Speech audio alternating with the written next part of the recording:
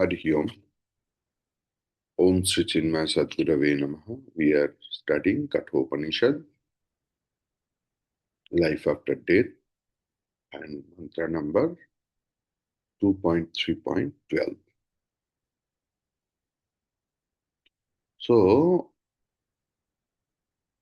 yesterday we started a discussion on Adhishthana, substratum. And substratum means Sat. Brahman is Sat, existence.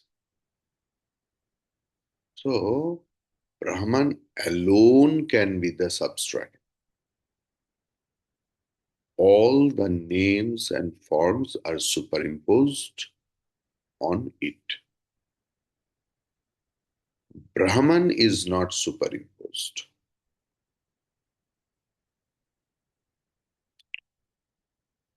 Or Brahman is the cause, everything is effect. But if you tell Brahman is the effect, then you have to find out or you have to imagine some other cause of Brahman. As Brahman is existence alone, he cannot be superimposed. What is Sat? That is Asti.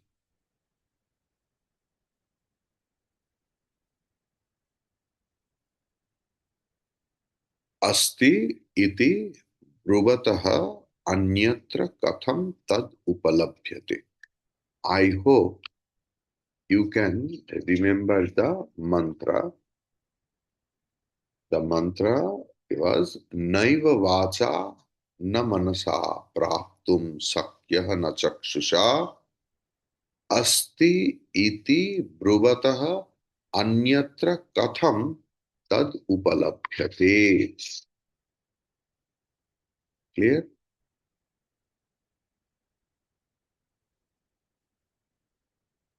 Asti, only the word to express Brahman.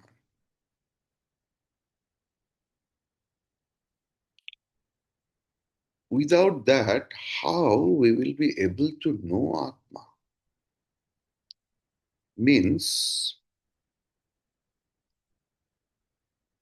whatever we can see, whatever we can hear, whatever we can perceive,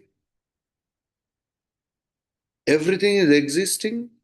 That is why we can see, we can perceive, we can hear. So everything substratum is Brahman. As Sat.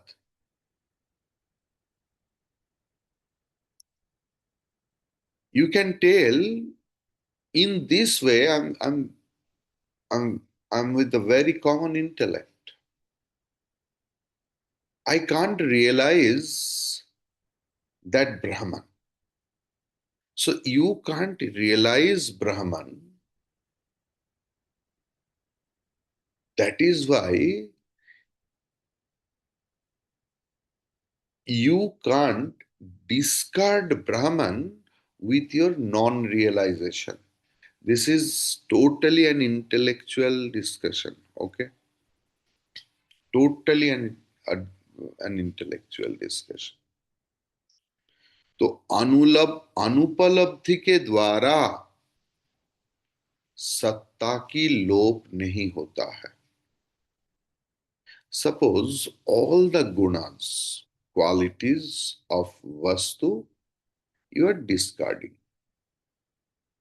That through the eyes we don't see. So I am discarding the form. Through ears we can't hear, So we are discarding the sound.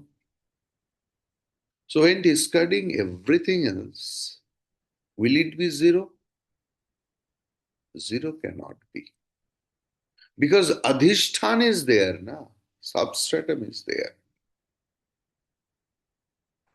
If you discard everything else, behind that discarding or discarded element, there is a sat vastu. निषेध करते करते निषेध के पीछे एक सत वस्तु रहता है. दिस इज नॉट द घटम, घट और glass. It means this is not the glass. It means it is something else other than the glass.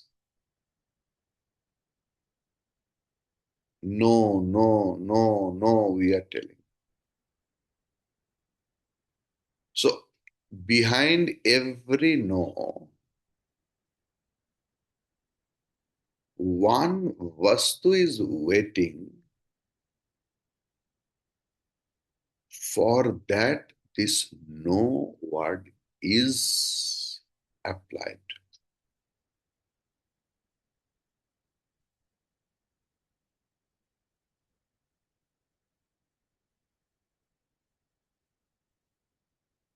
ये घट नहीं है, ये भी घट नहीं है, ये भी घट नहीं है, ये भी घट नहीं है. ये जो हम लोग नहीं नहीं नहीं नहीं बोल रहा हूं,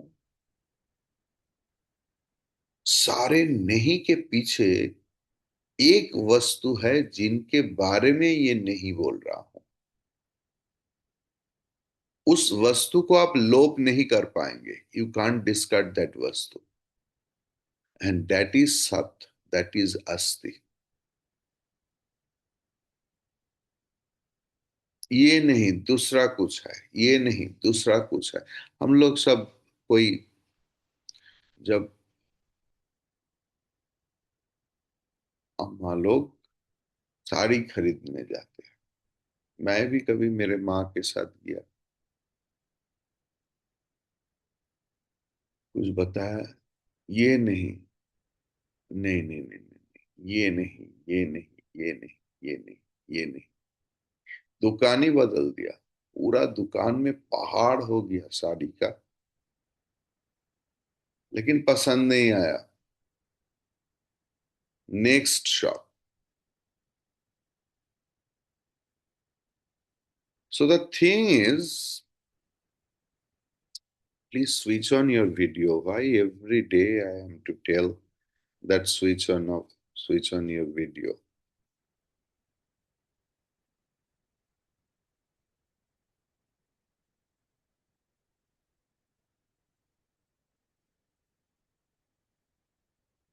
জয়িতা, সুস্মিতা আম্মা, কৃষ্ণা আম্মা, তোমরা ভিডিওটা অন করে রাখবে, অডিও অফ থাকুক. Video should be on, please. Video on না করে ক্লাস করো না. It disturbs me.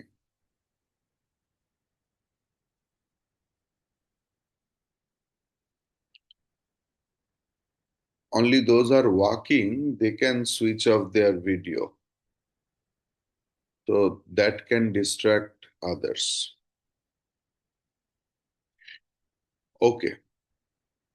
So सब कुछ निषेध करते करते हम लोग कोई एक वस्तु को पाना चाहता हूं, तो इसलिए बाकी सबको निषेध कर रहा हूं.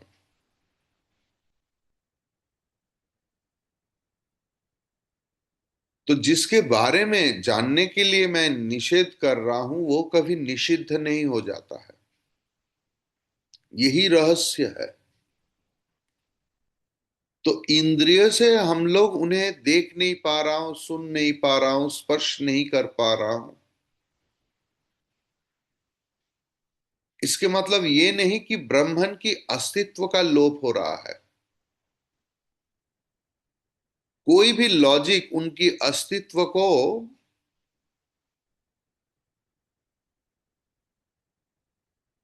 अस्वीकार नहीं कर पाते। सो दैट परम अस्तित्व ही ब्रह्मन है।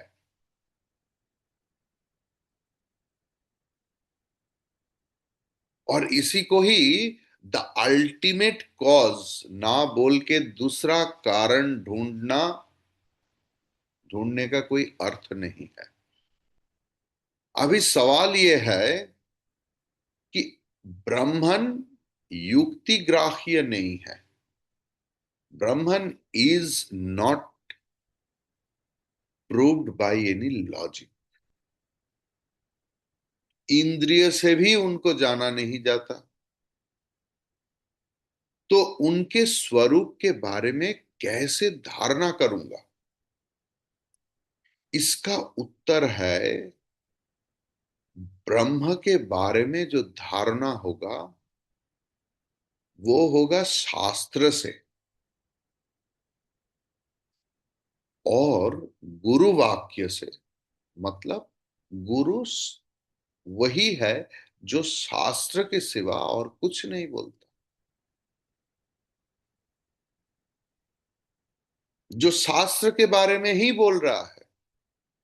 क्योंकि शास्त्र तो ऑडियो विजुअल नहीं।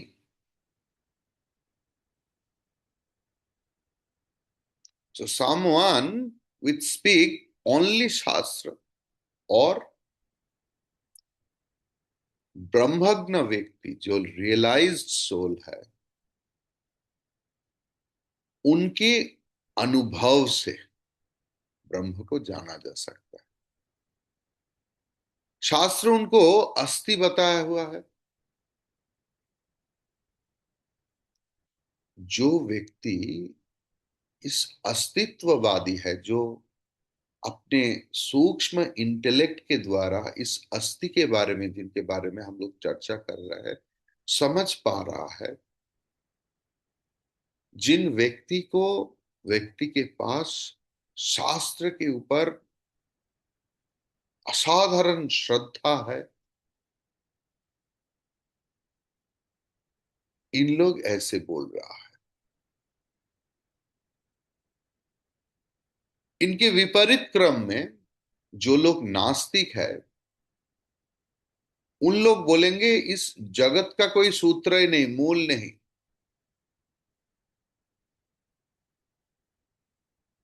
तो जब जगत खत्म हो जाएगा क्या होगा? शून्य हो जाएगा।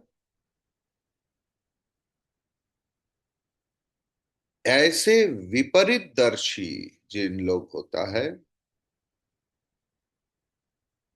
इन लोग कैसे ब्रह्मन को उपलब्धि करेंगे?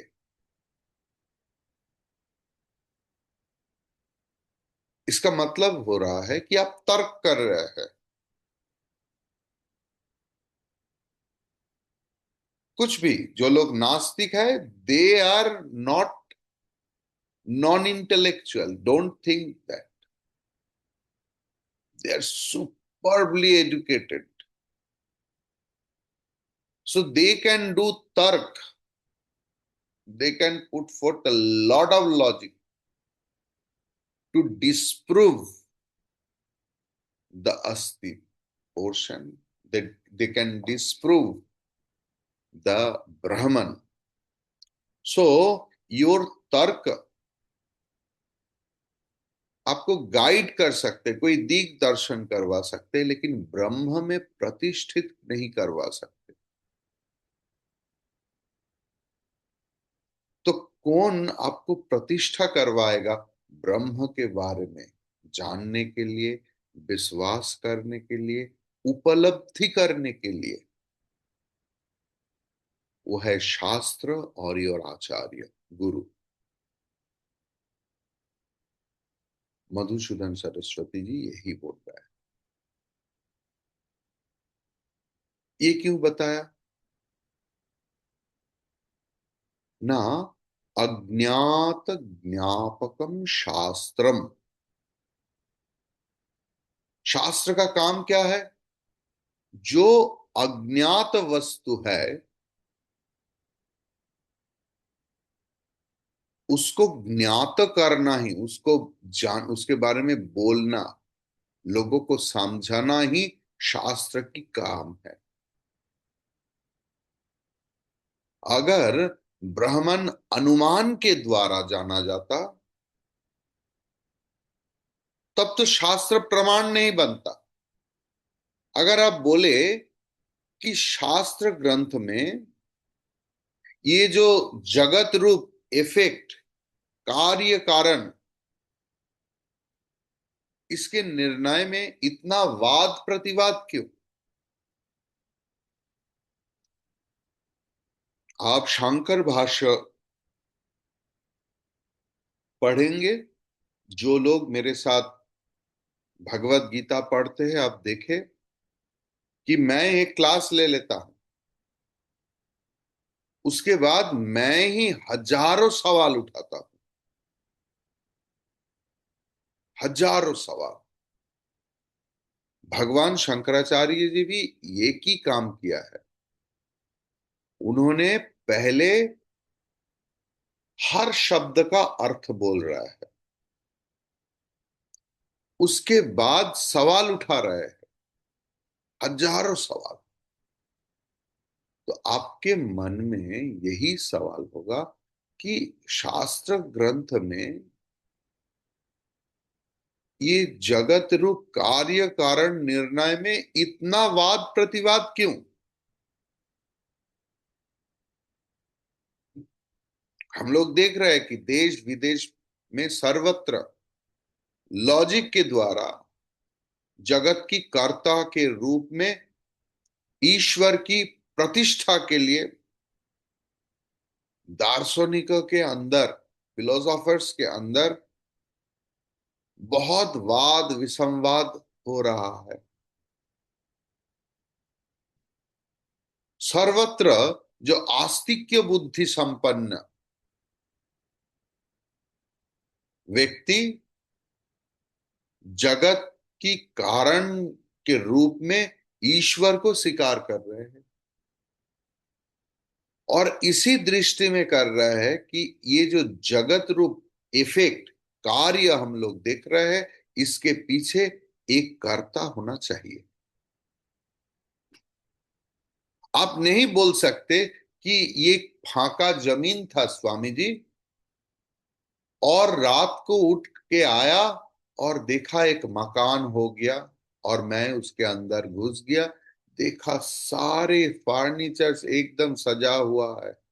ऐसे नहीं हो सकता है। किसी ने इस मकान को बनाया। आपके घर में जितना फर्नीचर है, किसी ने इसको इधर उधर किया। आसमान से ऐसे नहीं हो गया। So if you consider this जगत एज सत्य, so there must be a creator. सृष्टिकर्ता के सिवा सृष्टि संभव नहीं। और इस जगत ना बड़ा है, तो इनका सृष्टिकर्ता कौन है? ईश्वर ही इनका कर्ता है। तो ईश्वर की कितना कितना गुण है, ये जब कोई देखने जा रहा है तो गोलमाल हो रहा है। गोलमाल की सृष्टि यहां से है। क्या गोलमाल होगा? ना ईश्वर सारे जगत की कर्ता है। हाँ, हाँ। সুজাতা আম্মা, একটু প্রশ্নটা রাখো, আমি শেষে উত্তর করব মা, একদম ক্লাসের শেষে। তুমি সব প্রশ্ন করবে। I will allow your question after the class. Please note it down.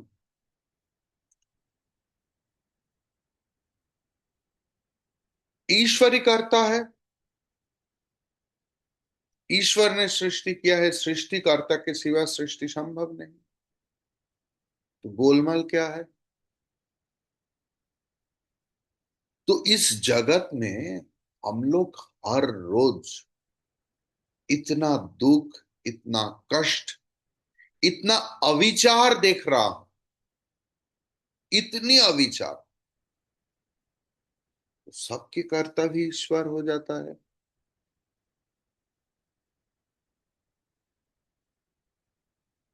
ये दोष को हटाने की तो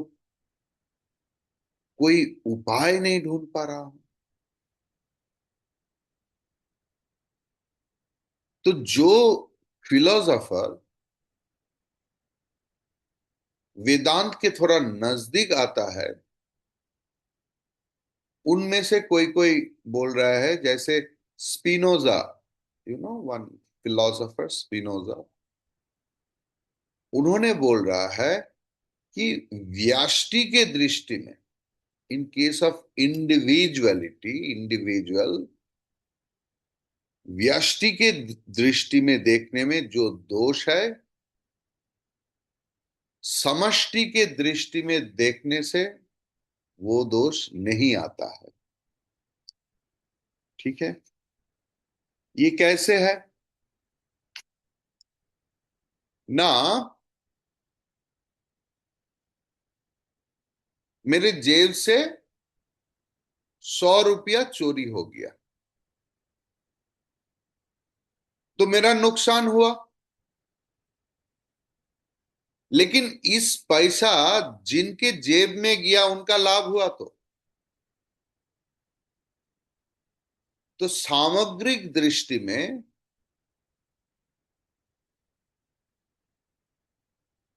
किसी एक के पास नहीं है, लेकिन किसी एक के पास तो है। इसीलिए व्यष्टि और समष्टि दो दृष्टि भिन्न है।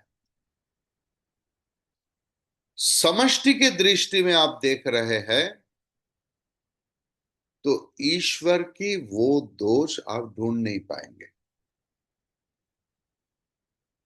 लेकिन ऐसे युक्ति आप खड़ा करेंगे, फिर भी आप ईश्वर को संपूर्ण रूप में दोष मुक्त नहीं कर पाएंगे।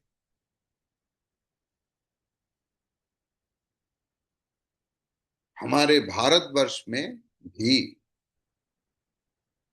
आस्तिक दर्शन में एक दर्शन है जिसे बोलते हैं न्याय दर्शन, लॉजिक। उसमें भी जगत कारण रूप में, जगत कर्ता के रूप में ईश्वर को ही माना गया है। लेकिन जगत में वैषम्य है, कोई धनी है, कोई गरीब है, कोई शासक है, कोई शोषक है, कोई शोषित है। ये जो वैषम्य दिखाई पड़ रहा है, तो जगत कर्ता के रूप में ईश्वर को, ईश्वर की वैषम्य दोष हुआ। किसी को उन्होंने बड़ा कर रहा है, किसी को उन्होंने छोटा कर रहे हैं। ये कैसे विचार हुआ? तब तो ईश्वर न्यायपरायण नहीं है। हो सकता है जगत सृष्टि किया है, लेकिन ईश्वर न्यायपरायण नहीं है। न्यायपरायण होता तो किसी को बड़ा किसी को छोटा कैसे कर सकते हैं? अगर आप बोलो कि ईश्वर न्यायपरायण है, लेकिन जीवों की कर्म के अनुसार अच्छा बुराई ये सब फल हो रहा है, ठीक है। अभी सवाल होगा, तो कर्म किसने सृष्टि किया? ईश्वर, न और कोई? अगर आप तर्क के खातिर में बोलेंगे कि ईश्वर आपको कर्म में स्वाधीनता देकर ही सृष्टि किए हैं, तब तो हो गया ईश्वर उस जगत रूप यंत्र की कर्ता। यंत्र बना के छोड़ दिया, और वो यंत्र अपने मनमानी के अनुसार चल रहा है। अगर आप ऐसे बोलेंगे तो ईश्वर इस जगत की बाहर हो गया। उन्होंने यंत्र बना के छोड़ दिया, यंत्र अपने आप चल रहा है, तो यंत्र और ईश्वर अलग हो गया, हो गया ना?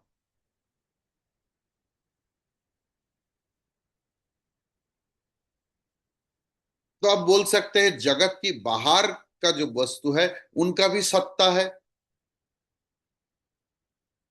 ऐसे नाना प्रकार की दोष आप दिखा सकते हैं।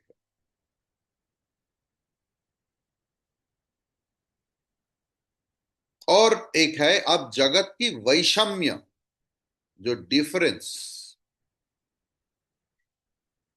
ये व्याख्यान, ये व्याख्या करने के लिए और ईश्वर को निर्दोष प्रमाणित करने के लिए शैतान की कल्पना किया हुआ। ठीक है। शैतान कौन है? न जो ईश्वर की इच्छा की विरुद्ध में ये सब कर्मकांड कर रहा है। वो शैतान हमारे अंदर का शैतान हो सकता है, और नहीं तो एक महाशक्तिशाली फॉलेन एंजल भी हो सकता है। अगर ऐसे असाधारण शक्तिशाली शैतान की अस्तित्व स्वीकार कर लिया,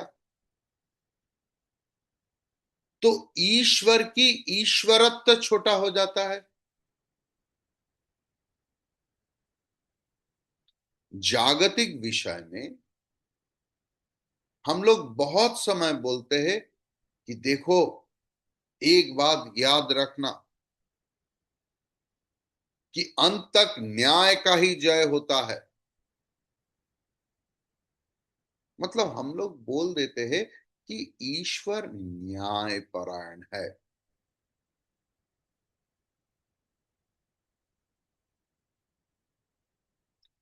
अब सृष्टि चक्र को बहुत ध्यान से देखिए। You will see, you can feel, you can realise how disciplined it is. पूरा सृष्टि को छोड़ दीजिए, एक पेड़ को देखिए कैसे वो पैदा होता है और दूसरे चीज पैदा होने का बीज तैयार कर रहा है। अनुवीक्षण यंत्र में देखेंगे कि ये जो हर सृष्टि, हर हर हर सृष्टि आश्चर्य है। It cannot be a human creation. जो लोग डॉक्टर है उनसे पूछिए कि ये जो human body, how complicated but how disciplined, कैसे ये सृष्टि हुआ है, ये आश्चर्य। अब देखिए, ये जो नार्व्स, नस, शिरा, उपशिरा जितना नीचे की ओर जा रहा है टुवर्ड्स द ग्रेविटेशन, ये सब मोटा हो गया। जितना ऊपर की ओर जा रहा है उतना सूक्ष्म हो गया। हाउ? मतलब इधर दिमाग है लेकिन blood circulation is needed very minimum. है राइट? अगर उसमें ज्यादा ब्लड सर्कुलेशन हो गया तो गया,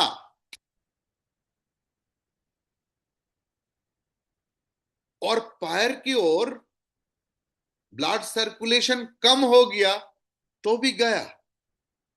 हाउ डिसिप्लिन, कितना सुंदर श्रृंखला है इस सृष्टि में।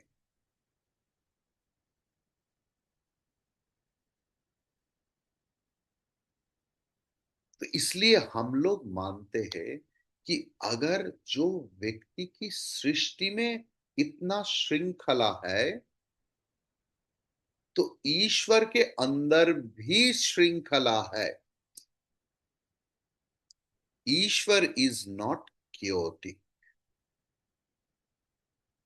हम लोग जागतिक बुद्धि में क्रिया देख रहा हूं।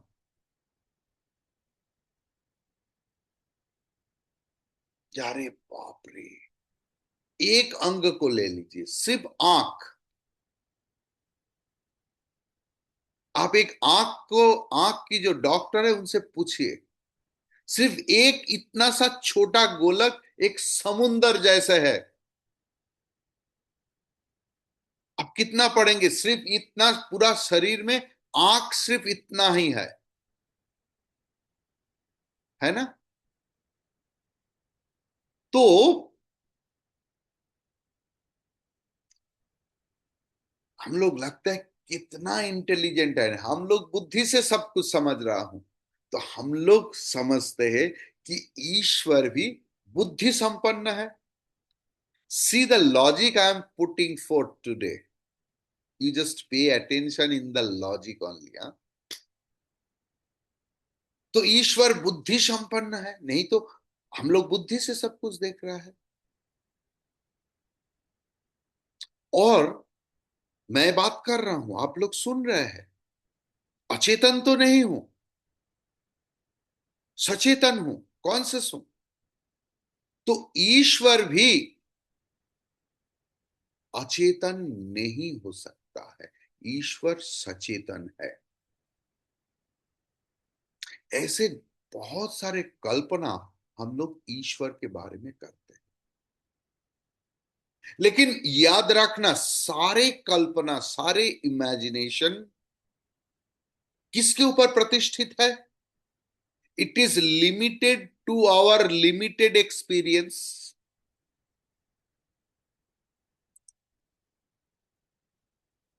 और इस लिमिटेड इंटेलेक्ट के द्वारा हम जो लिमिटेड कल्पना कर रहा हूं,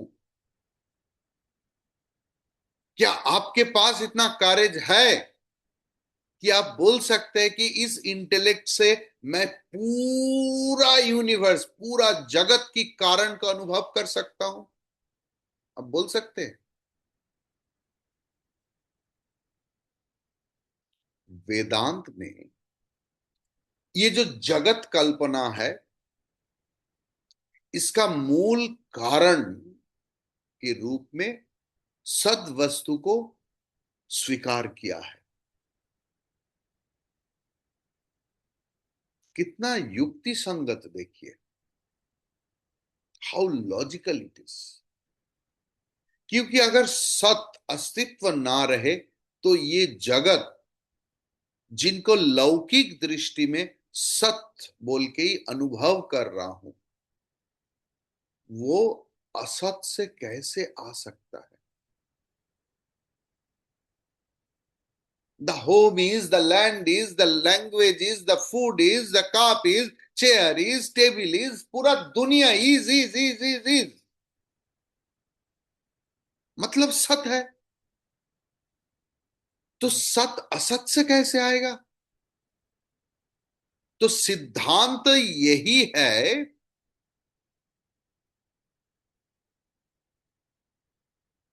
कि ये सत से आया है।